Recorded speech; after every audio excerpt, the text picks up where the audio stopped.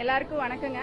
நான் கோயம்புத்தூர் நாடாளுமன்ற தொகுதி வேட்பாளர் கலாமணி ஜெகநாதனுங்க. இன்னைக்கு நாம் தமிழர் கட்சி வேட்புமனை பரிசீலனைக்காக வந்தோம்.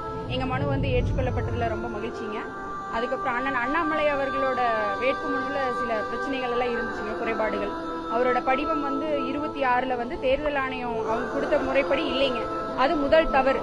அந்த படிவம் 26ல பக்கம் பார்ட்டி ஏ வரிசை எண் 5, பார்ட்டி பி பக்கம் 30.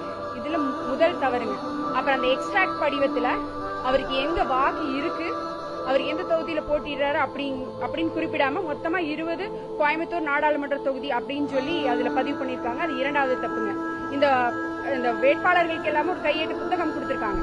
அந்த புத்தகத்தை பக்கம் 54, 55 இந்த முறைப்படி அந்த வேட்புமனு ஏற்கப்படக்கூடாதுங்க, நிராகரிக்கப்படணும். நாங்க எல்லாரும் சொல்றோம், இது ஆதாரப்பூர்வமா நாங்க காமிக்கிறோம். வழக்கறிஞர்கள் நாங்க எல்லாரும் உள்ள